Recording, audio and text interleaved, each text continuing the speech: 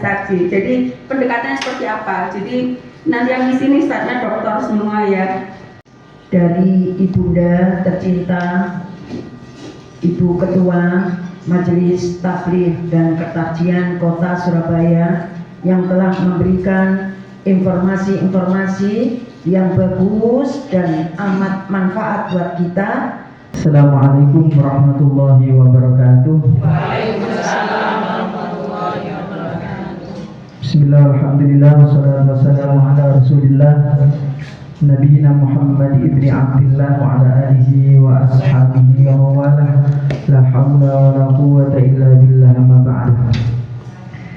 Yang saya hormati seluruh pengurus PDA Kota Surabaya, wabil khusus wa khusus fikri Ibu Ketua Majelis Taklim dan Ketarjian Ibu Eti Sunanti, sarjana teologi Islam STHI dan Magister Psikologi. Terus yang sesi kedua nanti bersama dengan Dr. Pak Setiawan. Beliau selain sebagai Ketua Majelis Tarjih dan Tajdid PDN Kota Surabaya juga sebagai Dekan Fakultas Agama Islam.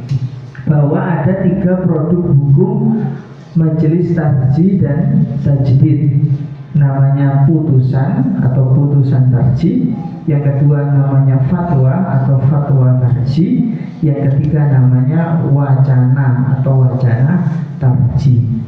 Dilaksanakan oleh Majelis Tarjih dan Tajdid secara berkala, kemudian ditanfid oleh pimpinan pusat. Itu namanya putusan. Jadi ketika sudah ditanfid oleh pimpinan pusat Muhammadiyah, itu tidak menjadi putusan majelis, tapi sudah naik tingkatannya menjadi putusan Muhammadiyah, putusan resmi Muhammadiyah. Sifatnya menjadi mengikat secara organisasi, bahkan di dalam beberapa hal juga mengikat perorangan secara individu. Karena sifatnya sudah menjadi putusan resmi organisasi yang diawali oleh Munas Tarjih, Munas Majelis Tarjih, lalu kemudian ditanfid. Ini keputusan halqa kaji ulang tentang bayi tabung pada Muktamar ke-21, lalu ada tanfid Munas Tarjih ke-30 tentang fikih perlindungan anak. Fatwa tarjih merupakan keputusan Majelis Tarjih dan Tajdid mengenai permasalahan yang memerlukan penjelasan dari segi hukum syariah dan diajukan oleh masyarakat. Fatwa ini tidak mengikat secara organisasi maupun tidak mengikat secara individu, tapi mengikat pada mustafti, orang yang bertanya. Fatwa-fatwa tarjih ini itu biasa dimuat di dalam Suara Muhammadiyah. Ketiga adalah wacana tarjih. Wacana tarjih merupakan gagasan-gagasan atau pemikiran yang dilontarkan dalam rangka memancing dan menumbuhkan semangat berijtihad yang kritis serta menghimpun bahan atau ide mengenai berbagai masalah aktual dalam masyarakat. Wacana tarjih tertuang dalam berbagai publikasi Majelis Tarjih seperti Jurnal Tarjih dan berbagai buku yang diterbitkan. Ini seperti apa yang pernah disampaikan oleh Profesor Dr. Syamsul Anwar di dalam Tanya Jawab Agama yang jilid 5, bahwa diksi tarjih menjadi lebih luas, tidak hanya mengunggulkan pendapat, tapi bisa al-jam'u wa taufiq, bisa membuat pendapat yang dirasa lebih unggul dengan berdasarkan dalil-dalil yang kuat. Makanya tarjih tidak hanya mengunggulkan pendapat A dibanding B, tapi bisa memunculkan pendapat C yang lebih kuat. Yahtamilul khata' wa ra'yu ghairi khata'un yahtamilu as-shawab. Pendapatku adalah pendapat yang benar, tapi bisa jadi salah. Pendapat orang lain itu salah, tapi bisa jadi benar, sehingga muncul toleransi. Memang harus dipasang dulu ra'yu shawabun, Kenapa harus dipasang roi sohabun? Karena kita biar yakin dalam beragama, kita bisa menjalankan secara enak, ya, kita bisa menjalankan secara nyaman. Karena hukum Islam, syariat Islam secara mutlak itu Al-Quran dan Al-Hadis.